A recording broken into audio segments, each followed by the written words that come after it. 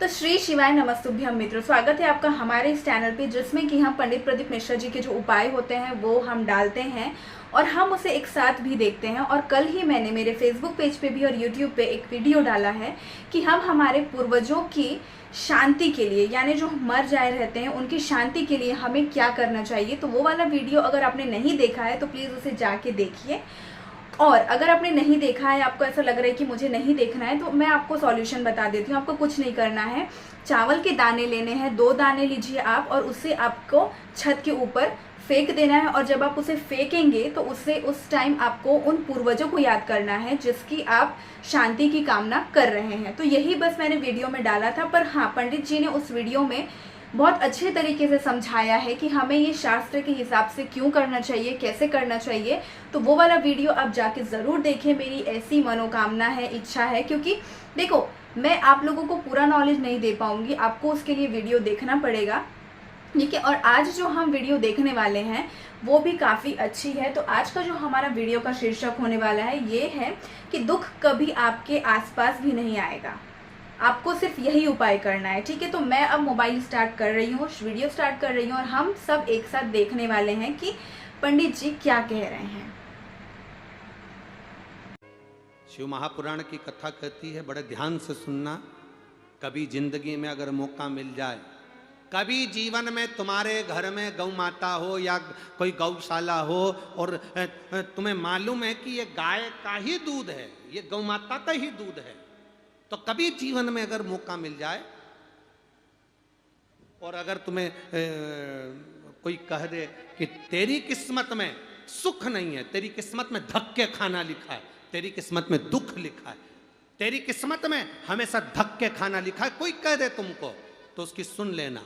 और आखिरी में केवल बेलपत्री का ये बीच वाले भाग पर गौ माता, अगर देसी गाय अगर कहीं हो, उसका अगर दूध सुबह का समय का मिल जाए, शाम का दूध नहीं, सुबह का यदि दूध मिल जाए, इस बेलपत्री के मध्य भाग में, आप लोग आस्था चैनल पर आप इस पत्ती, बीच की पत्ती के मध्य भाग में थोड़ा सा दूध लगाकर, नीचे के भाग में भी थोड़ा सा दूध लगाकर, दोनों पत्तियों में गाय का घी लगाकर भगवान शंकर के शिवलिंग पर कभी मौका मिल जाए जिंदगी में एक बार, किसी भी सोमवार की अष्टमी के दिन शिवलिंग पर अगर लगा दिया जाए, जिंदगी में दुख तुम्हारे आसपास भी नहीं भटक सकता, सुख की अनुभूति होगी। दुख में भी सुख आएगा, किस्मत में दुख लिखा है वो तो आएगा, पर दुख में भी सुख की अनुभूति होगी। आएगा दुख, पर दुख भान नहीं होने देगा। पांवों में अगर ठोकर लगी है तो थोड़ी तो चोट लगेगी, पर जूता पहने हो तो ज्यादा लगेगी क्या? जम के तो बोलो रे, नहीं लगे, क्योंकि जूता पहन रखा है, तुमने पहले से सेफ्टी कर रखी है, तो चोट नहीं लगेगी। ठोकर लगी, कष्ट हुआ, पाँव में थोड़ा कष्ट हुआ, पर इतना नहीं हुआ। अगर नंगे पैर होता, चोट लगती तो ज्यादा लगती,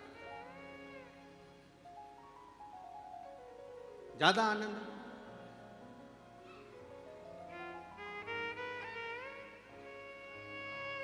अब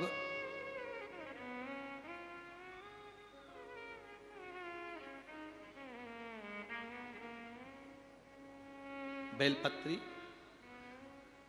बीच वाली पत्ती पर ऊपर जम के बोलो गाय का दूध, नीचे घृत, दोनों साइड घृत, बाबा का आनंद करते हुए शंकर के शिवलिंग पर सोमवार अष्टमी के दिन, कितना भी कोई लिख दे,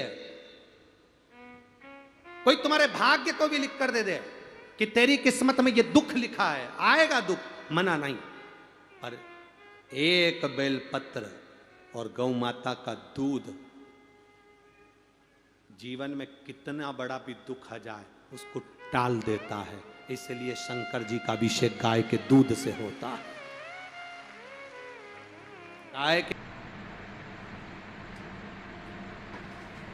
तो आज का जो वीडियो था वो मेरे लिए भी बहुत ही ज़्यादा महत्वपूर्ण था, क्योंकि दुख सबके जीवन में होता है, छोटा हो या मोटा हो या बड़ा हो, दुख तो होता ही है।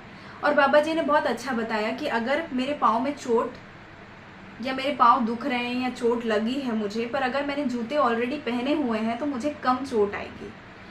तो बाबा जी ने बहुत ही अच्छा उपाय बताया कि अगर आपके जीवन में दुख है, आपको ऐसा लग रहा है कि ये बहुत बड़ा दुख है, तो आपको उससे पहले ही ये उपाय कर लेना चाहिए। देखो, जिसके जीवन में दुख हो या नहीं हो, अगर आप ये उपाय करेंगे तो आपके जो आगे आने वाले दुख हैं वो कम हो जाएंगे।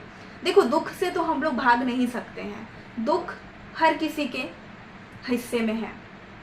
तो हम लोग सिर्फ ये कर सकते हैं कि बेलपत्री जो होगी, 3 बेलपत्रियाँ होती हैं, जो बीच वाली बेलपत्री होगी आपकी, उसमें आपको क्या करना है, जो सुबह सुबह गाय का दूध होता है, अगर आपको कहीं मिल जाता है, या बहुत से घरों में ये होता है कि जिनके यहाँ गाय होती है वो दूध बेचते भी हैं, तो उनके घर में तो बहुत आसानी से मिल जाएगा। तो आपको कुछ नहीं करना है, बेलपत्री जैसे यहाँ पे 3 बेलपत्री होती है, तो बीच वाली बेलपत्री में आपको दोनों साइड, ऊपर भी और नीचे भी, आपको क्या लगाना है, गाय का दूध लगाना है।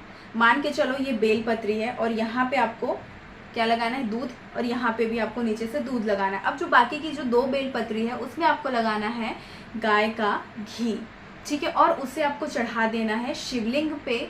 कब चढ़ाना है, सोमवार के अष्टमी के दिन। आप सिर्फ टच भी करा दो तो भी बहुत है।